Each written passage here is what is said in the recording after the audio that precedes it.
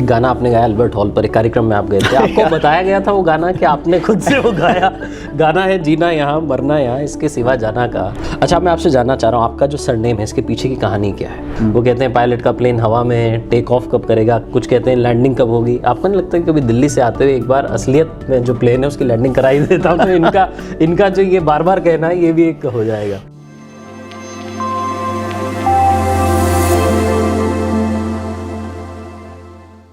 नमस्ते दोस्तों, my FM से मेरा नाम है आरजे कार्तिक। आज गपशप विद कार्तिक में जो मेहमान हैं उनका परिचय आपने अलग अलग तरीकों से अलग अलग शब्दों में सुना होगा। उन्होंने राजनीति का हर किरदार जिया है, मंत्री, विधायक, केंद्रीय मंत्री, पार्टी के प्रदेशाध्यक्ष। लेकिन आज मैं उनका परिचय आपसे करवाना चाहता हूं एक ऐसे नेता के तौर पर जो हर उस नियम को मानते हैं जो आम आदमी के लिए बनाया गया है। सीट बेल्ट लगाने से लेकर के मास्क पहनने तक पहली लहर, दूसरी लहर, तीसरी लहर आ गई लेकिन इनका मास्क नहीं उतरा है। हमारे साथ हैं सजग और सतर्क नेता सचिन पायलट साहब। आइए स्वागत करते हैं। Thank you. सबसे पहले तो मैं आपसे जानना चाहता हूँ और आपको बताना भी चाहता हूँ कि जितने युवाओं से मेरी बात होती है, मोटिवेशनल कहानियाँ करता हूँ, मुझे मैसेज करते हैं कि पॉलिटिक्स में हमारा इंटरेस्ट नहीं है लेकिन सचिन पायलट साहब हमारे फेवरेट है। तो ये जो एक फ़ैन फॉलोइंग है जो बढ़ती चली जा रही है, आप किसी भी स्टेट में जाते हैं स्वागत के लिए इतने हज़ारों कार्यकर्ता आते हैं, कैसा लगता है आपको? आपकी डीपी लगा के रखते हैं लोग। मुझे खुशी है कि जो यंग लोग हैं देश में उन लोगों को पॉलिटिक्स में रुचि होनी चाहिए।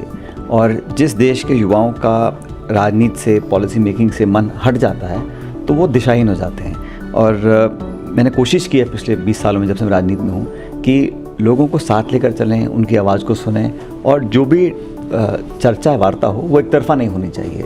नौजवान लोगों को मैं समझता हूँ कि वो अपनी बात को सुनवाना चाहते हैं, बात को मनवाना चाह रहे हैं। तो मेरा ये मानना है कि युवा पीढ़ी जो है इस देश में, और मैं कोई युवा नहीं रहा हूँ, मैं 44 साल का हो गया हूँ, बट आई बिलीव कि जो यंग जनरेशन है उन लोगों को स्पेस मिले, प्लेटफॉर्म मिले, अपनी बात रखने का उनको मौका मिले।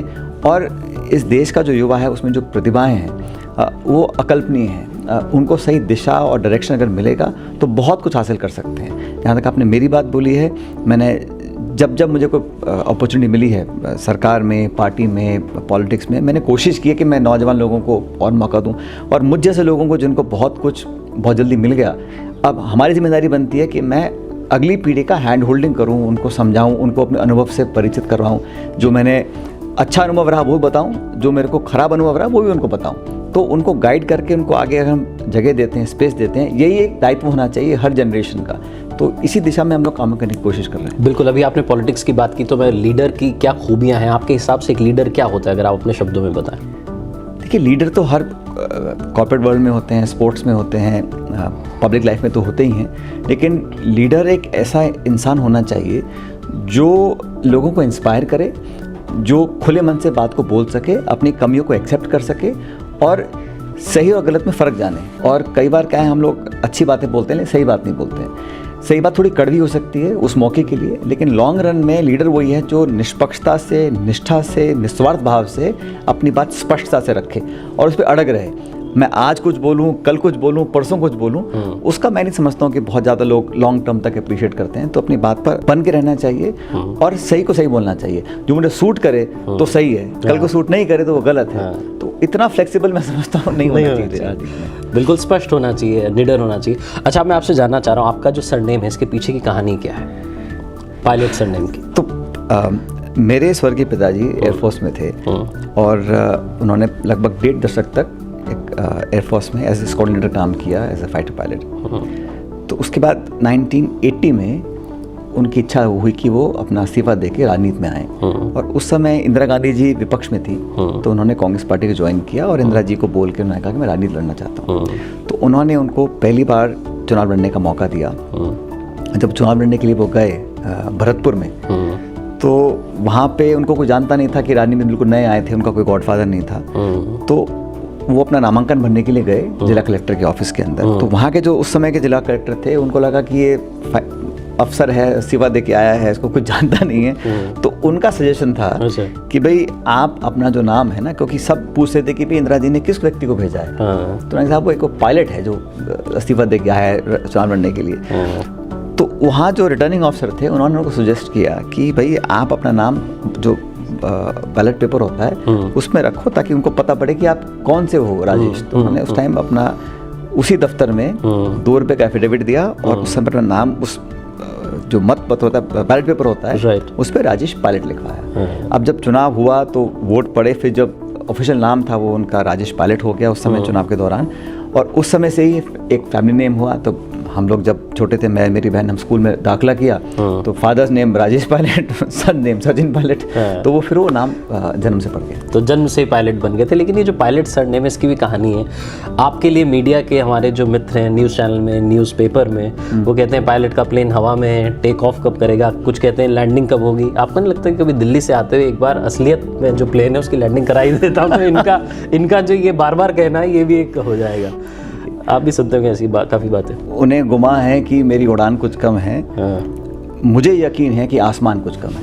क्या बात है। देखिए ये जो बातें हैं ना, ये फ्रेज यूज़ करते हैं क्योंकि मेरा लास्ट नेम पायलट है, राइट। लेकिन पब्लिक लाइफ में जब मैंने पहली बार चुनाव लड़ा था, तब से लेकर अब तक मैंने समझा कि एक हम पॉजिटिव चेंज लेकर आएँ, और राजनीति बदलाव का सबसे बड़ा माध्यम बन सकता है।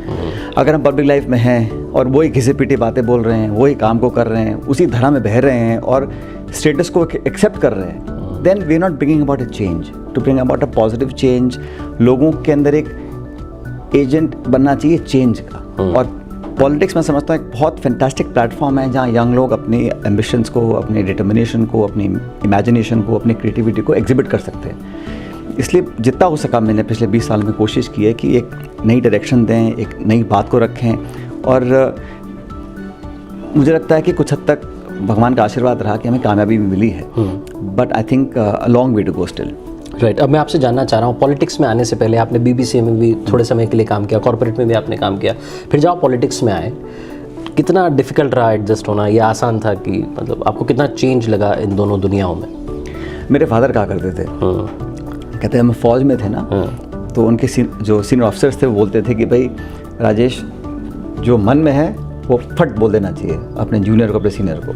और राजनीति में कहते हैं उल्टा है, अच्छा, कि जो मन में है वो ज़बान पे कभी नहीं आना चाहिए। तो मैं उस बचपन की बातों को सुनता था, लेकिन क्योंकि मेरा जो बचपन गुजरा वो हमेशा एक पॉलिटिकल एनवायरनमेंट में रहा, घर में सुबह शाम बातें होती रहती थी, तो वो कल्चर डेवलप हो जाता है, बड़ा स्वाभाविक है। लेकिन को बहुत ज़्यादा चेंज मुझे लगा नहीं, क्योंकि मुझे लगता है कि देखो, अगर मुझे कुछ बनावटीपन रखना है या मुझे कुछ दिखावा करना है तो उसमें मेहनत लगती है। आपको प्रिटेंड करना पड़ता है कि दिन में 12 घंटे मुझे ऐसे रहना है, वैसे रहना है। अगर आप नेचुरल हैं, अच्छा बुरा जो है सबके सामने है, तो उसमें थोड़ी सरलता आ जाती है, एंड इट्स मच ईजियर। तो मुझे लगता है कि one has to be normal, honest and very open. Right. मैं आपके बारे में पढ़ रहा था, आपने बताया एक इंटरव्यू में कि आपने 4 साल पहले पार्टी के लिए काम किया, फिर 2004 में आई गेस आपने पहला चुनाव लड़ा लोकसभा के लिए, और आप सांसद बने 26 वर्ष की उम्र में। पहला चुनाव जब आप जीते भारी मतों के अंतर से, वो पहले चुनाव की यादें अगर आपको हैं, पहली स्पीच कहाँ दी थी आपने, क्या बोला था उस भाषण में, कितने नर्वस थे पहली स्पीच से पहले? तो कार्तिक, मेरा जो आपने कहा पहला भाषण, तो मेरी मदर चुनाव लड़ी थी पहली 1990 में। हिंडोली एक विधानसभा क्षेत्र है बूंदी जिले में, राजस्थान में। तो मैं इस टाइम स्कूल में पढ़ता था। 90 में मेरी उम्र कितनी होगी, 13 साल का था। तो मैं अपनी मदर के साथ कैंपेन करने के लिए, उन दिनों में जिप्सी गाड़ी होती थी, उसमें बैठा था पीछे आराम से, और हम कैंपेन के लिए, सर्दी के दिन थे मुझे याद है, शी वाज कंटेस्टिंग, और सुबह सुबह 8 बजे कोहरा था गांव में, वो अपने भाषण देने के लिए गाड़ी में उतर के, मंच था पेड़ के नीचे, वहाँ जाके भाषण दे रहे थे। मैं गाड़ी में बैठा हुआ था, तो जो गांव का सरपंच था उसने देख लिया कि मैं बैठा हुआ हूँ, तो उसने अनाउंस किया मन से कि भाई, वो मेरी मदर का नाम रमा है, कि रमा पायलट जी के बेटे आए, उनको मैं कहता हूँ यहाँ मंच पे आ जाएं। अब मैंने कहा, अब कह रहा चले जाता हूँ, इलेक्शन है, क्यों मूड खराब करूँ, तो मैं वहाँ चला गया। अब जैसे मंच पे बैठा तो उसने कहा कि अब ये 2 शब्द बोलेंगे, माइक पकड़ा दे मेरे हाथ। अब मैं 13 साल का, वाज वेरी नर्वस। मैं खड़ा हुआ भाषण देंगे, वहाँ बैठे थे 4-5 लोग सामने। अब मैं समझने में क्या बोलूँ, पहले तो अपनी मदर को कैसे संबोधित करूँ, फिर क्या उनको बोलूँ। तो मैंने कुल मिला के कोई 1.5 या 2 मिनट का मैंने कुछ बात की हो कि भाई आप कांग्रेस को वोट दो, रमा पायलट जी को जिताओ, और ये वो 2 मिनट मुझे लगा कि एक अरसा बीत रहा है और ख़त्म ही नहीं होता। मेरे घुटने हिल रहे थे, हाथ में पसीने आ गए, इतना नर्वस हो गया था उस टाइम। तो पहला मैंने एक पब्लिक स्पीच मेरे ख्याल दी थी मेरी मदर के इलेक्शन के अंदर 1990 में। लेकिन मेरा पहला चुनाव 2004 में था, और वो मैं लड़ा था दौसा लोकसभा क्षेत्र से, और वहाँ पे लोगों ने बहुत आशीर्वाद दिया था। तो वो उसका तो मुझे वो चुनाव, वो अनुभव और वो जो भावनाएं थी उस पहले चुनाव की, मैं कभी नहीं भूल सकता हूँ। और वो शुरुआत थी मेरा पहला चुनाव। तो वहाँ के लोगों ने जो मेरे को जो जो नींव रखी थी ना वो काफ़ी मजबूत रखी थी। तो उस प्रेरणा का, उसका आशीर्वाद, उसकी ताकत आज तक मेरे साथ है। बिल्कुल। 26 वर्ष की उम्र में आप जीत गए, फिर आप संसद पहुंचे। जो आप संसद में पहुंचे तो आपसे काफ़ी सीनियर वहाँ नेता होंगे, सबसे यंग आप ही दिख रहे होंगे। तो आपसे कभी किसी ने कुछ कहा, समझाया आपको, कोई गाइड किया किसी ने वहाँ पर? आज मैं 44 साल का हूँ, तो जो 20 साल का लड़का लड़की है वो सोचेंगे ये बूढ़ा अंकल, इसको क्या मालूम क्या नहीं मालूम है। और मैं किसी लड़के को मिलता हूँ जो कॉलेज में है, तो आई फील कि भी बहुत कुछ सीखना बताना बाकी है लोगों को, but it is not true. मुझे लगता है कि हर जनरेशन में बदलाव आ रहा है। जो आज के लड़के लड़की हैं 20-25 साल के, उनका जो अनुभव है, एक्सपीरियंस, एक्सपोजर है, वो हम लोगों से बहुत ज़्यादा रहा जब मैं उस उम्र का था। लेकिन जब मैं पहले पार्लियामेंट में गया था, आई रिमेंबर उस टाइम जो सबसे एजेड मेंबर पार्लियामेंट थे वो आई थिंक 88 के थे, बीजेपी के साउथ इंडिया के कहीं थे, मुझे नाम याद नहीं आ रहा, और मैं 26 का था। तो हमारा जो गैप था वो 68 साल का था बिटवीन मी एंड हिम, इतना हमारा एज डिफरेंस था। बट टू बी ऑनेस्ट, जब एमपी जब बनते हैं तो हम सब लोग किसी पृष्ठभूमि के हों, किसी उम्र के हों, किसी जाति बिरादरी के हों, पार्लियामेंट का मेंबर एक मेंबर पार्लियामेंट होता है। तो हाँ, सब लोगों ने बड़े गंभीरता से हमारी बातों को सुना, और मुझे अच्छा लगा कि पार्लियामेंट में पहली बार जाने के बाद भी हम लोग कंट्रीब्यूट कर सके डिबेट्स में, पॉलिसी मेकिंग में, और एक बड़ा अच्छा इनरिचिंग एक्सपीरियंस रहा जब मैं पहली बार पार्लियामेंट में गया था। बिल्कुल। एक चीज़ मैं आपसे जानना चाह रहा हूँ, आप अपने भाषण की शुरुआत में भी और आखिरी में भी राम राम सा कहते हैं। आपके फादर साहब को भी विपक्ष के नेता भी राम राम सा कहते थे, उनकी भी उतनी इज्जत थी, आपकी भी अगर आप विपक्षी दलों की बात करें तो उतनी रिस्पेक्ट आपकी करते हैं। हर दल में आपके लिए एक प्यार है, सम्मान है। कैसे आप इसको देखते हैं? दिन में भगवान का नाम जितनी बार लो उतना अच्छा है। हाँ, नहीं उसके अलावा मैं लेकिन नहीं कि राजस्थान का एक ट्रेडिशन है, और मेरे फादर ने इसको बहुत मन से बोलते थे, और मुझे लगता है कि एक अगर अच्छे शब्द मुंह से निकलते हैं तो अच्छी एनर्जी जाती है, और मुझे लगता है एक बड़ा स्वागत योग्य है अगर हम एक दूसरे को राम राम करके बात करते हैं। और दूसरे दलों में बात करें। अच्छा, अब मैं आपसे जानना चाह रहा हूँ, आपके फादर साहब की पॉलिटिक्स, आपकी पॉलिटिक्स कितनी सिमिलर है, कितनी डिफरेंट है? देखिए, जो उन्होंने स्ट्रगल किया, जिस गरीबी को जूझ कर वो ऊपर निकले थे, और जिस तरह की चुनौतियों का सामना उन्होंने किया था, उसके मुकाबले मैंने कुछ भी नहीं किया है हकीकत में। क्योंकि मुझे अच्छी पढ़ाई मिली, घर में सब कुछ था, साधन थे, अच्छा स्कूल कॉलेज में हम लोग गए, तो हमें स्ट्रगल नहीं करना पड़ा। लेकिन उस जनरेशन में, और ख़ासकर मेरे फादर ने, जिस तरह एक बहुत जल्दी अनाथ हो गए थे, 3 बहनों की शादी करनी पड़ी थी, और घर में पैसा नहीं था, कुछ भी नहीं था, तो उस समय स्ट्रगल कर कर, पढ़ाई कर कर एक अफसर बनना, फिर राजनीति में आना, और राजनीति में भी सिर्फ 19 साल काम किया मेरे फादर ने। लेकिन उन 19 सालों में उन्होंने बेबाकी से अपनी बात को रखा, और पद हो ना हो, लेकिन एक स्पेस उन्होंने बनाया। जब मैंने शुरुआत करी तो मेरे पिताजी दुनिया में नहीं थे, उनके स्वर्गवास होने के 4 साल के बाद मैंने चुनाव लड़ा था। तो जो मैंने निर्णय लिया, बड़ा सोच समझ के मुझे लगा कि मैं जो मेरी अब तक की एक्सपीरियंसेस हैं उसको मैं बेस्ट कहाँ इस्तेमाल कर सकता हूँ, और मैंने चूज़ करके पब्लिक लाइफ को चूज़ किया। तो उनका जो एक्सपीरियंस था, उन्होंने जो बुरा समय देखा था, उससे बहुत कुछ वो तब गए थे, और मुझे लगता है वो उनका उनकी एक ताकत थी। और उन्होंने अपने जीवन में, जो मुझे भी उन्होंने सिखाया कि भाई आप कहीं किसी पद पर पहुँच जाओ, अगर आप अपनी जड़ों को भूल जाओगे तो वो पेड़ जिसकी जड़ कमज़ोर है ना, वो बहुत ऊंचा नहीं जाता है। तो one has to be grounded in reality, और एक आत्मीयता का भाव होना चाहिए। अगर आप बहुत बड़े पद पे पहुंच गए हैं, बहुत आपको शौर्य मिल गया, नाम हो गया, आप अपनों को भूल जाओ, छोटे लोगों से बात करना भूल जाओ। और वो हमेशा कहते थे मेरे फादर कि भाई आपसे को मिलने आए, अगर उसने फटा बनियान पहन रखा है या सिल्क का कुर्ता पहन रखा है, उसको बराबर मान सम्मान मिलना चाहिए। अच्छा, आपसे अगर कोई प्यार से बात करता है या इज्जत देता है तो जेब से कुछ खर्च तो होता नहीं है, जबान घिसती नहीं है। इसलिए आत्मीयता, विनम्रता और एक सरलता से जो बिहेव करते हैं, उन लोगों को पॉलिटिक्स में लोग ज़्यादा पसंद करते हैं। ये मेरा अनुभव है, इसीलिए आपके बंगले के बाहर जमघट लगा रहता है। अब मैं आपसे सर एक चीज़ जानना चाहता हूँ, आपके फादर साहब उनकी राजनीति की जो बातें हैं, किस्से हैं, वो तो लोगों को मालूम है, लेकिन जब वो फाइटर पायलट थे, वो जो कुछ किस्से हैं, अगर आपको एक कहानी शेयर करना चाहे, किस्सा शेयर करना चाहे, इंडो पाक वॉर में भी उनकी बहुत अहम भूमिका थी। 71 का जो युद्ध हुआ था, जब बांग्लादेश का निर्माण हुआ था, उस समय मेरे फादर पोस्टेड थे ईस्टर्न सेक्टर में, असम के अंदर। तो वहाँ पे उन्होंने लगभग 6-7 साल उन्होंने पोस्टिंग उनकी रही थी, और वो जज्बा बताते थे अपनी चर्चाओं के अंदर कि वहाँ पे जो ऑफिसर्स थे, जब वॉर डिक्लेयर हुआ तो आपस में झगड़ा करते थे कि पहले कौन जाएगा, मतलब फर्स्ट सॉर्टी कौन करेगा, बॉम्बिंग कौन करेगा, फ्रंट लाइन पे कौन जाएगा। तो ये जो फौज का जज्बा है, ये जो राष्ट्रवाद, नेशनलिज्म है, ये कहीं से उधार नहीं आता है, ये पेट से निकलता है, आत्मा से निकलता है। तो उस और आज भी ऐसा है, हमारे जो वर्दी हमारे फौजी पहनते हैं वो सिर्फ अपने घर वालों के लिए, अपनी बिरादरी के लिए या अपने प्रांत की रक्षा नहीं कर रहे हैं ना, पूरे देश की करते हैं। तो वो सेंटिमेंट और जो भावना थी उस समय विजय प्राप्त करने की और सब कुछ कुर्बान करने की, वो अक्सर चर्चा में आती थी जब मुझे बताते थे।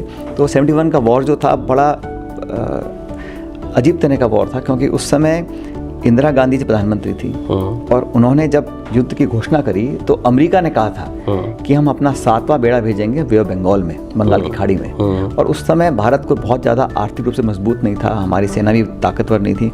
बावजूद उसके उन्होंने दुनिया की धमकियों को साइड रखकर जो कार्य किया और 95,000 पाकिस्तान के फौजी सैनिकों को कैप्चर किया, प्रिजनर्स ऑफ वॉर बनाया।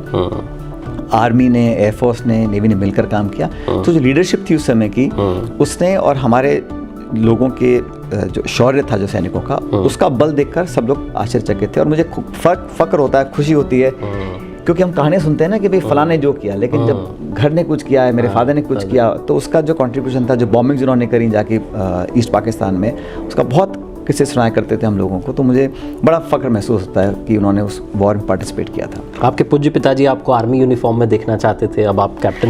नहीं, एक्चुअली मेरे जो दादाजी थे, अच्छा, वो कम पढ़े लिखे थे, तो वो आर्मी में हवलदार थे, जो एक नॉन कमीशन पोस्ट होती है। तो उनकी डेथ बहुत जल्दी हो गई थी। तो उन्होंने मेरे फादर को कहा था बचपन में, अच्छा, कि भाई मैं तो हमेशा अफसरों को सलूट करता हूँ कि तुम पढ़ लिख के अफसर बनना पड़ेगा। तो फिर मेरे फादर एयरफोर्स में ऑफिसर बने और उनकी डेथ की काफ़ी दिनों बाद जब मुझे मौका लगा तो मुझे लगा कि मेरे दादाजी फ़ौज में थे, पिताजी थे, तो मुझे भी कहीं ना कहीं फ़ौज में अपना हिस्सेदारी निभानी चाहिए। तो इसलिए फिर मैंने जो एक टेरिटोरियल आर्मी होती है, वो भी कमीशन पोस्ट होती है, उसको मैंने ज्वाइन किया 2012 के अंदर। तो हाल ही में मुझे प्रमोशन मिला और मैं कप्तान बन गया हूँ TA। बिल्कुल, तो कप्तान साहब को बहुत बहुत बधाई।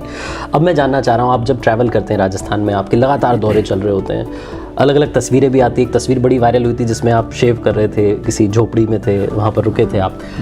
जब आप ट्रैवल कर रहे होते हैं, कैसा राजस्थान आपने देखा है, और क्या कभी ऐसा लगता है कि बहुत ज़्यादा ट्रैवल हो गया, ऐसा कुछ होता है कभी? देखिए, ट्रैवल तो जो लोग पॉलिटिक्स में हैं उनको करते रहना चाहिए, क्योंकि जिस समस्या के बारे में मुझे जानकारी नहीं है, फर्स्ट हैंड इन्फॉर्मेशन नहीं है, पूरी समझ मुझे नहीं है या मुझे लोगों को नहीं है, तो उस समस्या का समाधान नहीं कर सकते। घर में बैठकर या सिर्फ सोशल मीडिया के माध्यम से देश की दिक्कतों का समाधान हो सके, पॉसिबल नहीं है। तो अपने आप को लोगों की ज़िंदगी से वाकिफ़ रखना, धरातल पर क्या वास्तविकताएं हैं उससे अपने आप को परिचित कराना, और ये एक लगातार होते रहना चाहिए। और संवाद और चर्चा होनी, अगर मैं मेरे लोगों से, हम लोगों का कनेक्शन नहीं है, संवाद नहीं है, और जो बॉन्ड बनता है ना, वो मोबाइल फ़ोन से नहीं बन सकता है। वो लोगों के दुख सुख में आप शामिल रहोगे। मैं तो कई बार होता है किसी की शादी में नहीं जा पाता हूँ, तो दुख में, मौत में हमेशा जाता हूँ दुख बांटने के लिए। तो एक लगातार कंटिन्यूस लोगों से, वर्कर से, मतदाताओं से एक संपर्क बने रहना चाहिए, और वो एक पॉलिटिशियंस के लिए एक बहुत बड़ी, एक मैं समझता हूँ, रिक्वायरमेंट है।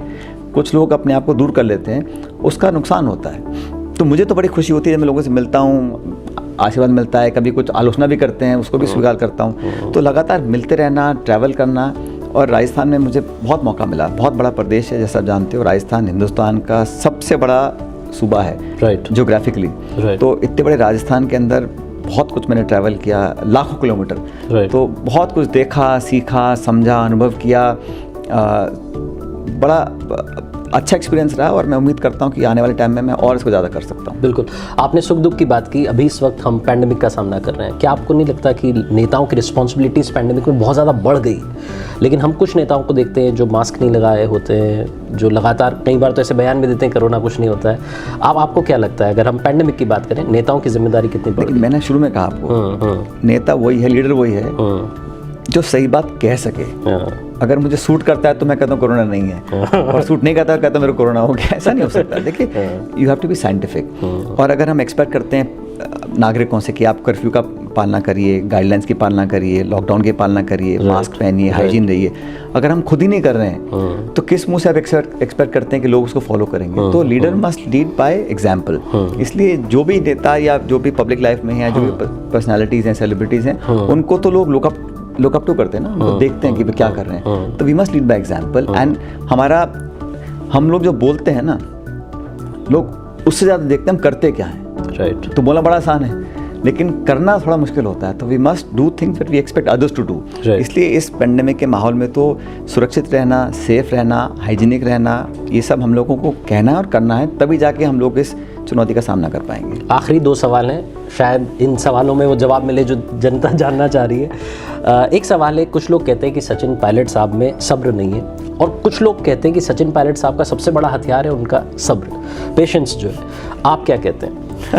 मैं कहता हूँ दोनों बात सही है।